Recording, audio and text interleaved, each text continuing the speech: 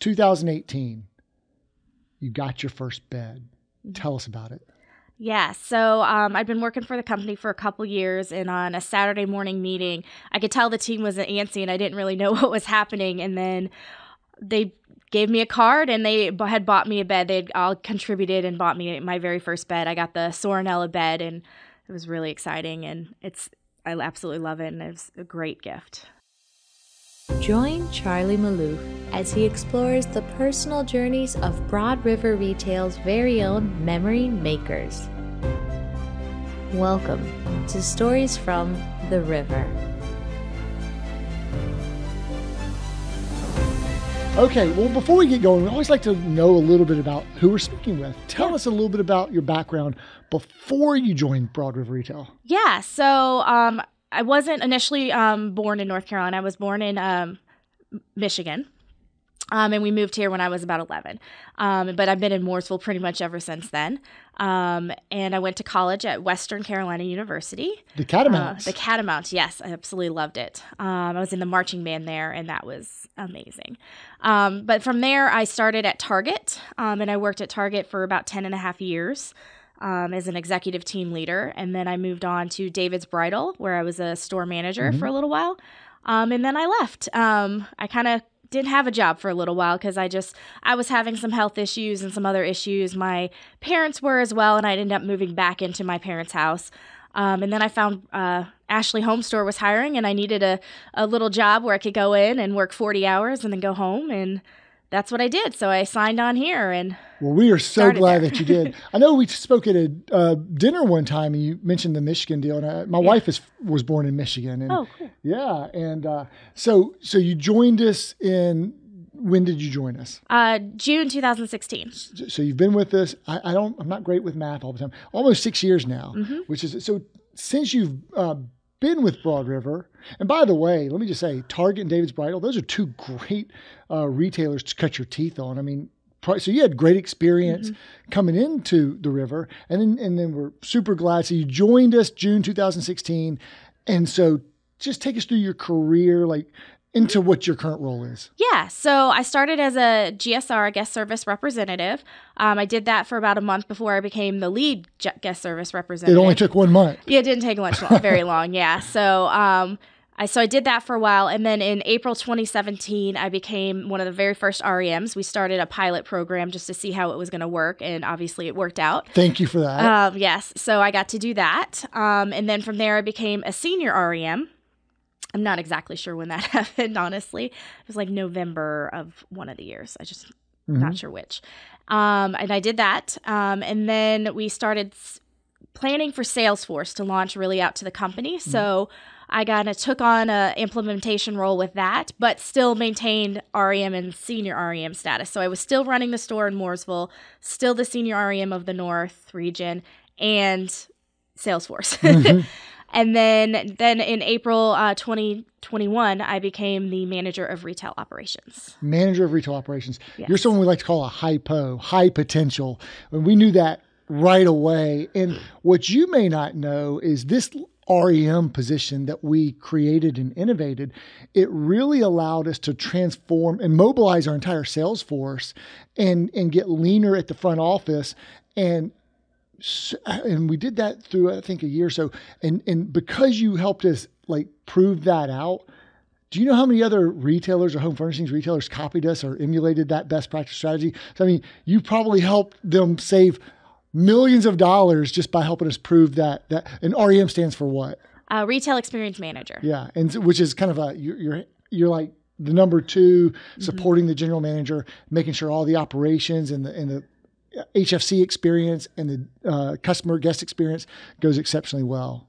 Like head on a swivel, right? Making sure all the numbers and KPIs are swift, sound, efficient, and looking after. And then we just keep adding more and more responsibilities because you can take on more and more, which is awesome. Well, thank you for taking us through that. So I always like to go back to everyone's first day. Do you remember your first day with the company? Yes. I remember being very nervous because I didn't know what to expect. I came in and my GM at the time, he met me at the door, which was very nice, and walked me. And I met everybody in the store, which was very nice. I'll be honest, I don't remember learning much that day because I just was a little overwhelmed with a lot of the acronyms and just trying to get. We don't have a lot of acronyms, do we? Just a few. No. But just trying to get acquainted, with the team and the environment. And it was a good day. Mm-hmm. I had a lot of fun, but I'm sure I learned something. Who was your GM that day? Kevin Kuhlman. Kevin Kuhlman, awesome. And Kevin, he was great for us. Yes. So our organizational purpose, as you know, is furnishing life's best memories. Yes. 4 simple words. But if I asked you, what would be some of your best memories besides getting the bed from being surprised with the bed? Yeah, I have a ton of best memories. So. Let's hear them. We could sit here all day. That's what this is all about. So some of the best memories. So 2018, just in general, was a great year. I had a lot of fun when I was in Mooresville at the lake. This is the year we became the lake, actually, which was really cool. I love that identity, by the way. Yes. And we all became a really solid team and a family that year. I remember we would have book clubs on Saturday mornings where we just all bonded and we cry together. I mean, who does that at work, right? Well, when Renee Renee Bradley was our GM. Yeah. So, but that was just a great year. I think one of the best memories of that year, though, is we went gold.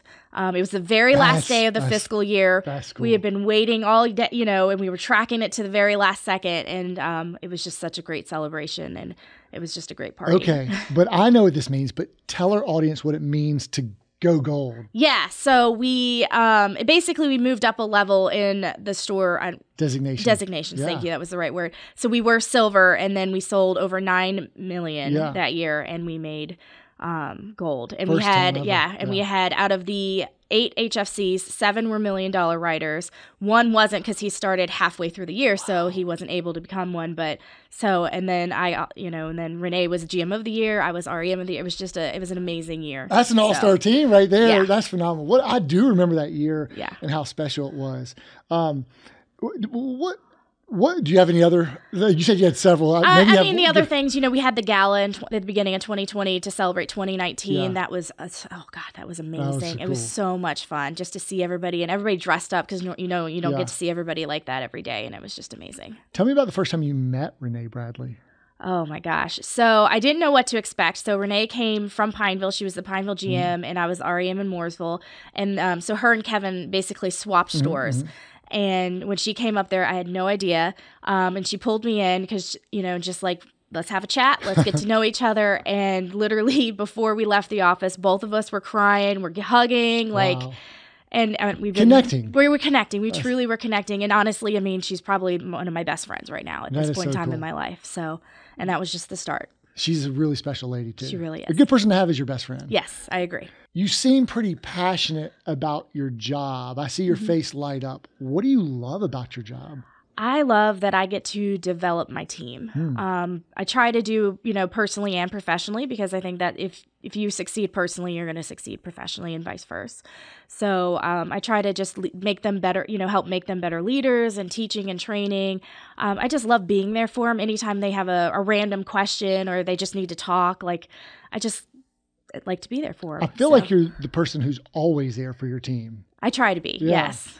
Let me ask you this. So you've been with us nearly 6 years, and I'm sure you've grown and developed over that time. You've taken on new roles and responsibilities.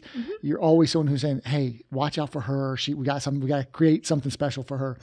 What is something that you've learned about yourself during your time with us, or about what you've been able to accomplish that has surprised even you? So last year, I ran 3 REM RX meetings, which I didn't think I was going to be capable of, but I sat down, I planned the whole thing out, and I was really proud of myself for that. And I found out I actually really enjoy that. Like presenting or planting? Yeah. Presenting it. I didn't think I would be that excited to present, but I got really excited. Yeah. And I really loved it. Now I'm ready to do another one. And I love talking on the calls. And I was going to say that. So we've said an acronym there, RX. Tell our audience what an RX meeting is. Yes. So it's a retail experience meeting. So we had a meeting just for the REM and REC team, which is the retail experience managers and coordinators. And we you may or may not know, we shorten it to RX because that's a prescription. So Yes. it's the prescriptive method for how we're going to win. And then Yes. I'm glad you mentioned, leading on the calls. Now you have to present virtually. And, when you give out the Gandalf Award, you bring such great energy to recognizing your team and those awards and thoughtfulness. So you do a fantastic job doing that. Thank you. I just love giving good news, and the Gandalf is an amazing news, so. Well, tell our audience, I shouldn't say Gandalf and assume everyone knows. What is the Gandalf Award? So the Gandalf Award is given to the number one REM of the month based off of operational metrics and KPIs. So we go through that, and it's just an award. So it's all about, we picked Gandalf as the award just because it's you shall not pass is one of Gandalf's big things. That's so cool. And that's kind of what the role the retail experience managers and coordinators play in the company is just like, hey, no, we got to get this done before you can move on. So, I love that. I love that. That's really cool. Luke would really like that answer too, by the way. I hope so. Yeah.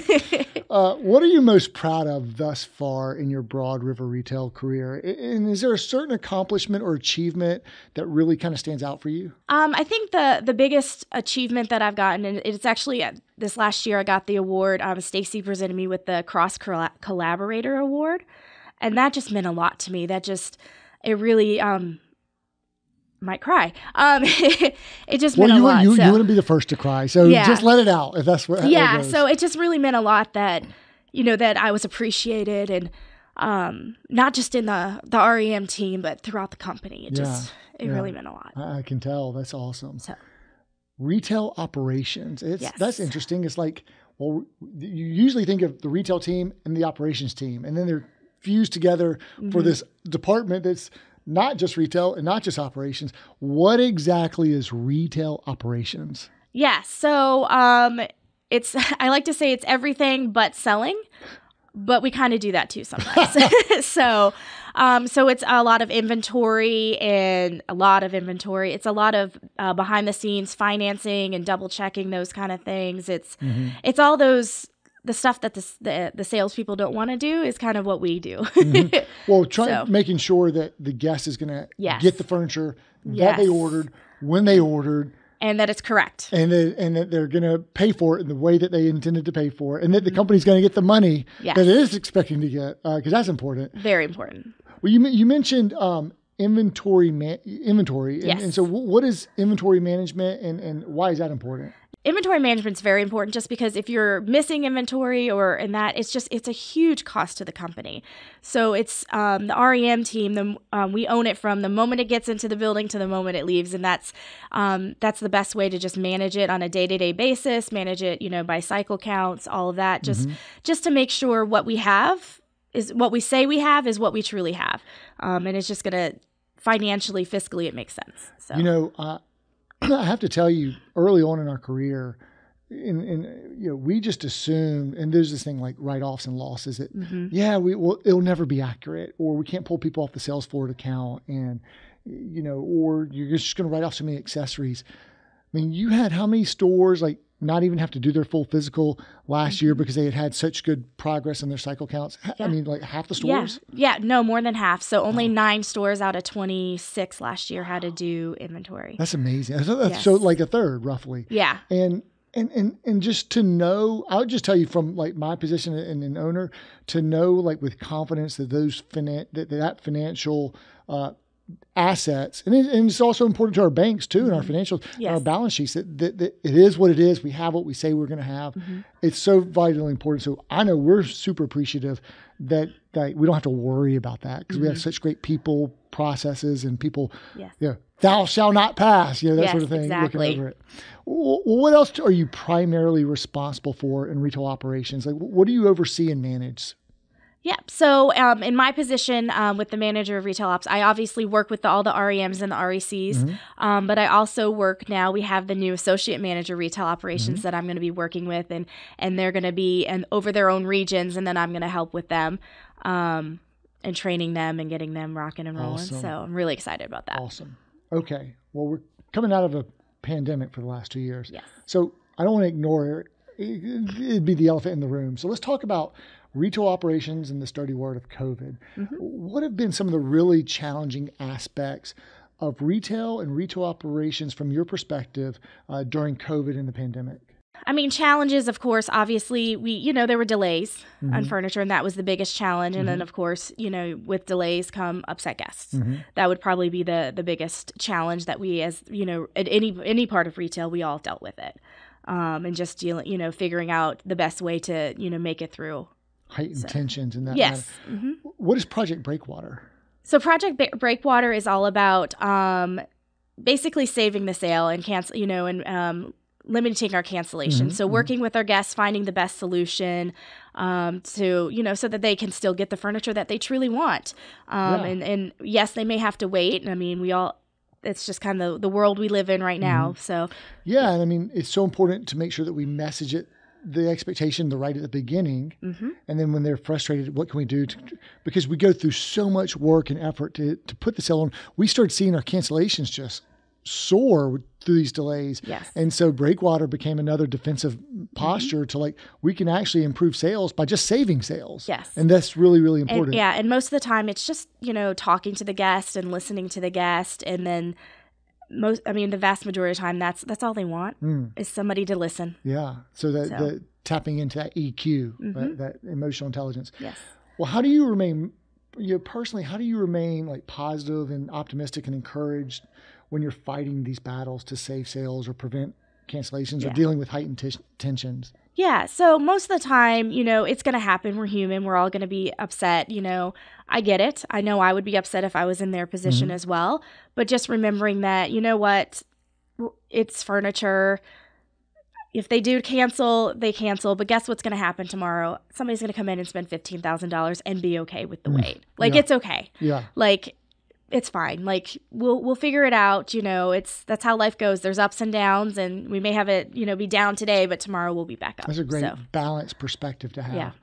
So is that how you also keep your team positive, especially if they're having a bad day? Yeah, for the most part, that's what I would try to do is just, just try to keep encouraging them, tell them, hey, I get it. You're upset. You haven't sold the first 3 guests of the day. I get it. Why don't you go take a 5-minute break and come back? Because if you change your attitude and if you're positive, you're going to sell. Yeah. And so that's what I would do as an REM, and then just the same, similar to with the REMs. I like to ask this question for folks who are dealing with guests during this COVID pandemic. Do you find that customers have been more understanding or less understanding during this time? So at first they were less understanding, but that's because I don't think truly we understood the impact of COVID right at the beginning, and how it was going to affect us, down the road. We didn't expect it to affect us, as long as it did and has. But I think after we've kind of figured it out, and now that we give, very realistic expectations and guests pretty much understand now, and we don't really have as many, upset people about delays and that, just because they do understand more so now. Yeah, and also early on, we didn't know. Nobody knew. We didn't have great information, and that also felt a little bit like, hey, I'm trying to spend my stimulus money. I want my furniture, and we don't know. We weren't getting the best information, but things have stabilized somewhat. Yes. Okay, so this is called Stories from the River. So I want to know about and you've dealt with a lot of fellow memory makers and guests. I want to know, do you have a favorite retail operations or customer guest story that you can share with us? Yeah. So my favorite story is about Ted Aurora, who is now our senior REM in the university store. But before, when I first met him, he was a salesperson in Kannapolis, who applied to be the REM when Kathy was the REM, moved to another store. I was very hesitant. Ted was, he wasn't a bad salesperson, but he wasn't the best either. And I was very hesitant because I was like, I don't want somebody mediocre on my team. Yeah. You have high standards. Yes, I do. I have very high standards. That's great. But Ted, Will was there, and he was like, Kelly, he may be mediocre in that, but think about how amazing he's going to be in this role and how he can, if this is the role for him, he's going to be tremendous. And I was like, you're right. That makes sense. So I was like, all right, let's do it. So we hired him. Immediately when I started to train him, blown away. I was so impressed during the training. He did a great job. And I was like, okay, Will was right. Don't tell him I said that. No. Too late. I know. Okay. So, cut to last year. And Ted really, he had gotten his stride as an REM. and he's just, he's killing it day in and day out in his store. But then he took it upon himself to reach out to new REMs, and the ones that were not even in his region, to teach and train them. That is so cool. Yeah. So he even traveled a little bit for me to help other stores, but he did Teams calls. He still keeps up every day with the teams, the people that he's trained. He talks to them every single day just to follow up with them to see if they're still good, even if they've been here for a while. I love that story. You learn things on this podcast. Yeah. I mean, that's part of why I'm doing this. Yeah. And then, of course, then he became REM of the Year last year. So, amazing. He's just amazing. Yeah, that's great. That's a good story. I like that. Switching gears. Yes. NPS, Net Promoter Score. How does, first of all, what is it? What is NPS? So the Net Promoter Score is based off of survey responses that we get from our guests. Obviously, you want to be, the higher the score, the better. That means the guests are, loving you and they like being with our stores and our salespeople specifically. But, obviously the Net Promoter Score, is based off of, you have promoters, but you also have detractors and passive scores. So you want to get the more promoters with the surveys. And the surveys, there's a variety of questions, but the big one is the likelihood to recommend, to a friend to come shop here with us. That's what Fred Reichheld calls the ultimate question. Yes. How does Qualtrics help us measure NPS, and what does it do for us? Yep. So Qualtrics is the platform that sends the survey out to the guest and receives the results. And then it gives us on a company level, region, store, and even down to the specific salesperson level, which is really great because I loved it because as an REM, I could say, hey, you're doing amazing, great job. Or, hey, you only had a couple surveys this week. Why don't this is the feedback that you're getting. Maybe we can work on getting more, or you can work on, changing how you talk to the guest about something. I like how they position themselves as an experience management platform. We have all of this business data like the sales and KPIs and SPG and conversion rate and average ticket. Like you can't argue with that binary data, but we never prior to NPS had experiential data and bringing distilling that down to like numbers. Like, no, what is the customer sentiment? Well, let's don't make it a feeling. Let's actually measure it. So with that being said, what impact does retail operations have with or on NPS and customer reviews? I mean, we know that customer reviews are so vitally important to the success of any retail company. Yes. So what impact does retail operations have with NPS and customer reviews? So like everything that as retail operations does, it's about influencing and driving the results with the team. So the sales people, they have the connections with the guest more so than we do. I mean, we can talk to the guest if we see them in the store. We can encourage them to, complete the surveys, give us a 5-star review, all of that. But our HFC team, our home furnishing consultants, they're the ones who have built relationships with them. So it's our job to encourage them, remind them constantly, don't forget to talk about this, and that's how we influence it. And do you see that the best REMs have the best NPS scores for their stores? Is there a one-to-one? Is there a correlation there, or how, like to what level of influence? Like, is that constant reminding and the way that they and just also the way that we operate, making sure that all the plumbing is correct and inventory is correct and financing also leads to a positive experience, does it not? I would say for the most part, those that are more consistent with following up with that, and as well as other items that we need for are going to have the higher scores. Yes. Okay, so we just opened up Spartan Ridge, a new distribution center. What impact do you think that distribution center will have on our business? A good one, obviously. I'm really excited because we can get to those locations in the South and West, I think, quicker. So that means we're going to get more deliveries out there. It'll open up more space in the Fort Mill for more products and more deliveries here, more deliveries there. Just getting it to the guests faster. Which is always a good thing. Yes. And being able to hold more inventory too. Yes. Hopefully we can get back to same day, next day delivery at some point soon for all of our markets. Yes. Okay. Coastal connection.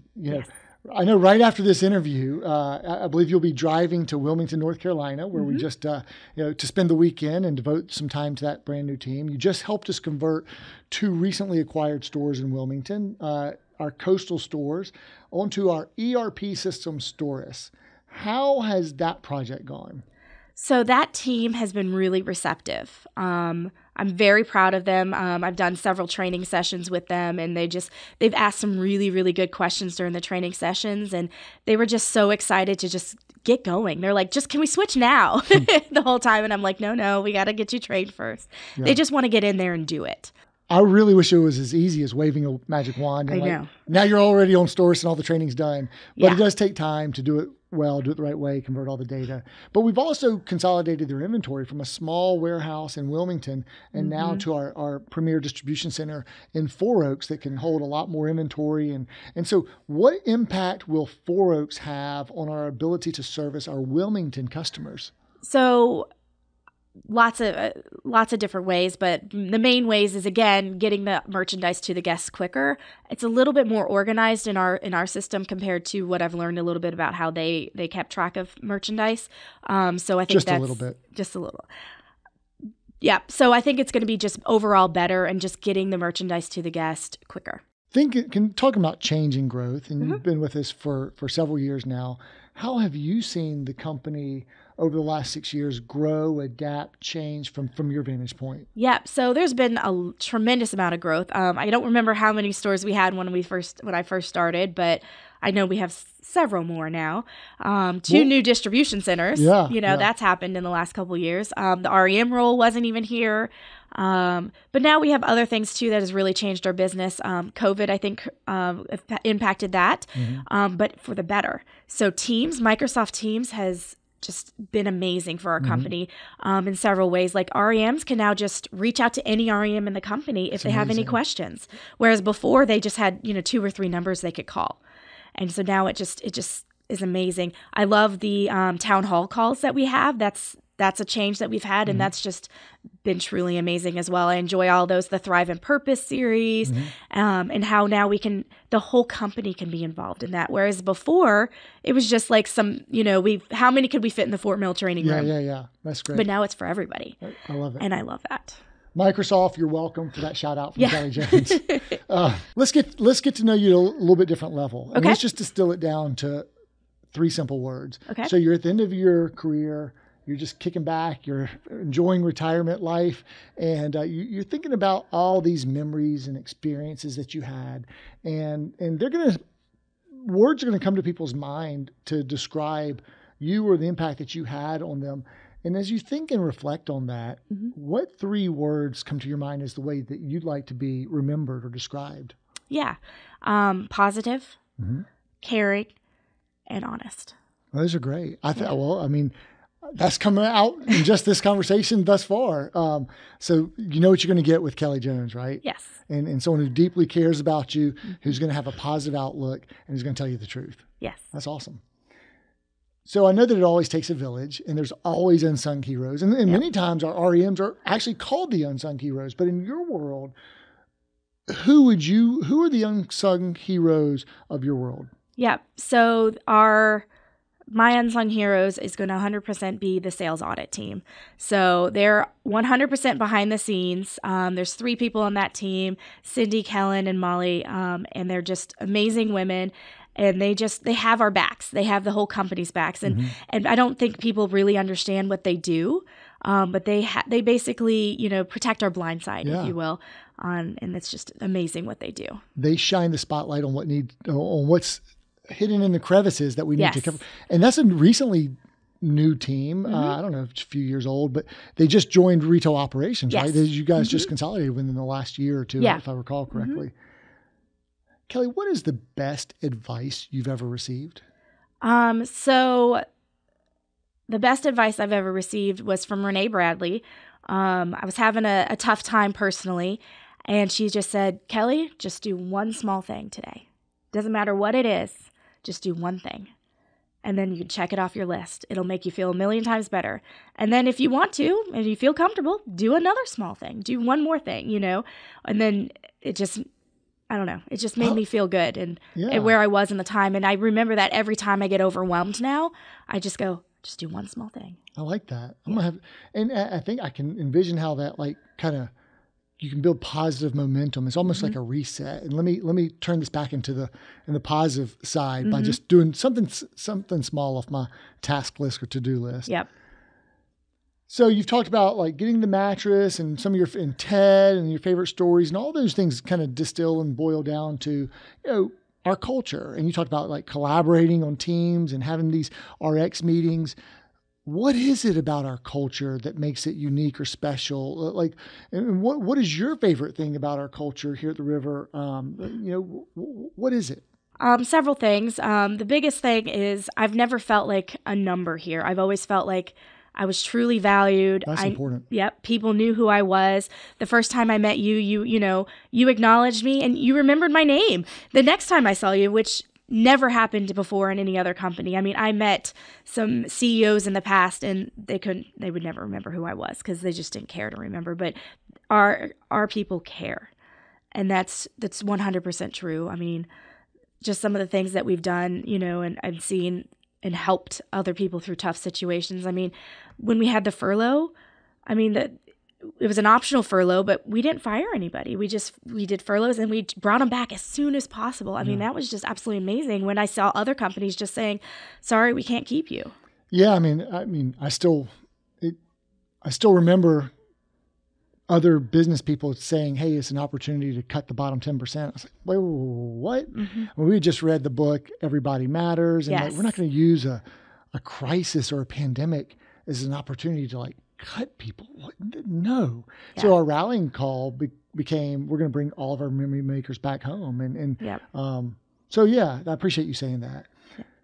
Well, we really think it's important for people to thrive in as much as we made it a word of the year. We love a good word of the year. Yes. What does it mean for you to thrive in 2022? Yep. So for me, it just means being my best self, every day, personally and professionally. And then I'm also, and I've taken this year to kind of do a few things that I've always wanted to do, to continue to thrive, personally. So I'm becoming a notary. That's great. It's a weird thing I've always wanted to be, but in a month I'll be a notary. That's awesome. You always need a notary. So yeah. So I don't know. Yeah. So I'm just doing that. I'm thinking about going back to grad school, just to continue to thrive, That's awesome. That first step in those directions are the most important steps. Yeah. So I love that. So what advice would you give? Renee gave you great advice. Yes. You're sharing some great nuggets here. What advice would you give to another fellow memory maker to help him or her thrive this year? Yeah, I would just say, think about what, thrive means to you, what would make you feel like you are thriving, and then go for it. So define your own thrive. Define your own, yeah. Yeah, and then don't be afraid to kind of step out there. I love that. And ask for help if you need it. Yeah, because you'll find there are people willing to come alongside you and help you. Yes. A lot of times we don't think about that. We just have to ask sometimes. Mm-hmm. So you've had a lot of success going back to Target, David's Bridal, and now with Broad River Retail. What do you think have been the secrets to your personal success? First thing is love what you do and love on your people. That's the first thing. That's great. Who taught you that? I just kind of learned it through times that I've always felt that if you love on your people and you see them succeed, then you'll eventually succeed. That's wonderful. So I'm a creature of habit. Mm-hmm. I know many people are. Do you have what are your best daily habits? I'll be honest, I have some horrible habits. I'm working through that. I'm working through that. Yeah. But what I've recently been doing, I'm doing the 75 hard challenge. Oh, wow. Yep. You going for that? I am. Okay. I'm on day 34 right now. Woo! But I found that I absolutely love getting up in the morning and going for a walk. That's awesome. I've never thought I would love it, but just being out it's been chilly in the morning. Mm-hmm. It's beautiful and it's fun. I walk usually right before sunrise, so I get to see the sunrise, and it's just been really great. I would challenge you to go for a walk with Manny Rodriguez because they're not really walks. It's more like he could be in the Olympics for walking. It's like a 12-minute mile walk. I haven't made my walks that fast. It's been about 19 minutes a mile. But that's comfortable. Yeah. Don't go into the city and walk with him because you're basically, what are we doing here? Yeah.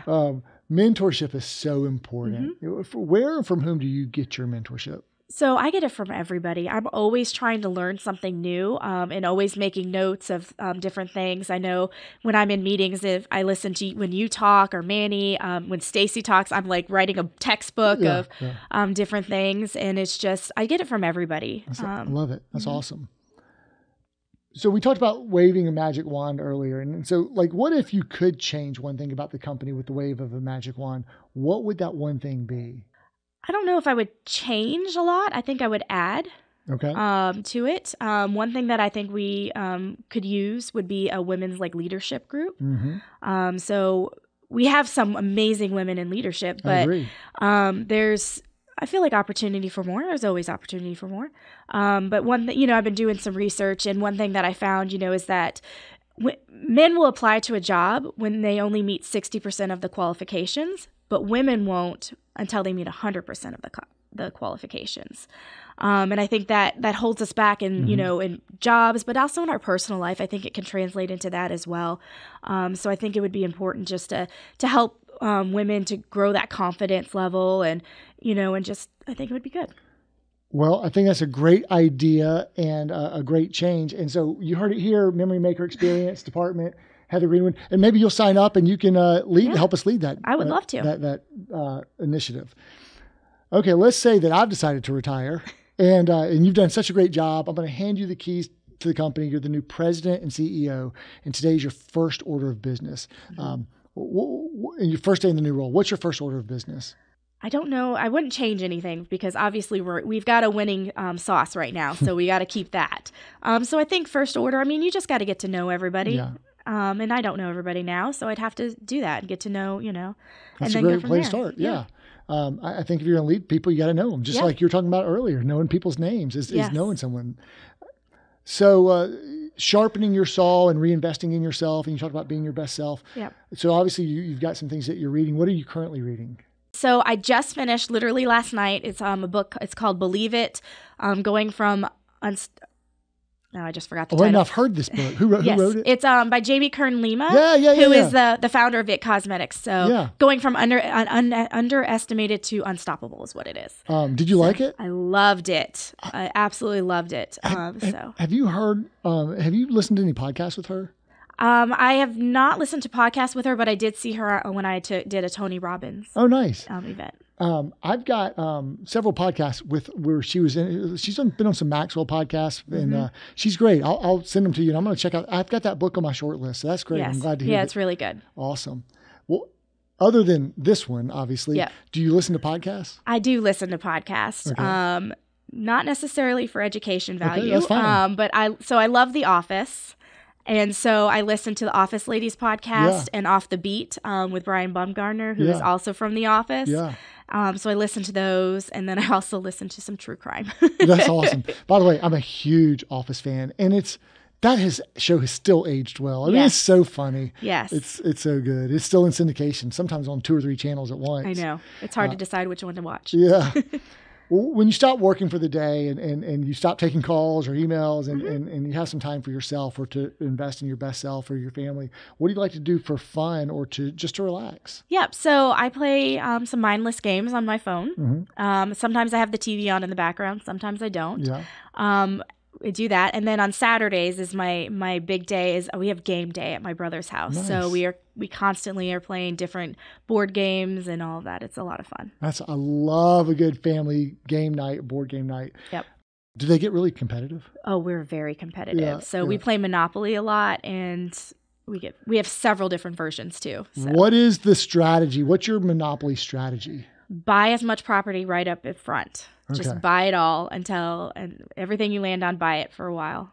So, switching gears to someone who is not a memory maker and is considering, a career here or coming to the river, joining the river, what advice would you offer to that person? Why are you waiting? You should apply now because we can learn so much from each other. You can learn from us. We can learn from you. So we just apply. Love it. Kellie, I love everything that you're doing and have done. I hope that you travel safely to Wilmington later today, and have a great weekend helping that team there. As and this has been a lot of fun. Thanks for coming and doing this. Do you have any final words that you'd like to share? I guess I really don't. It's been a great day, a great experience. I'm honored that I was asked to be here.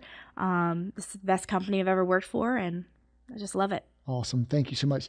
Okay, guys, that is Kellie Jones, Stories from the River. Please subscribe wherever you listen to your favorite podcast or on YouTube, and that helps us grow the program. And we hope you enjoyed this episode of Stories from the River with Kellie Jones. Thanks, Kellie. Thanks, Charlie.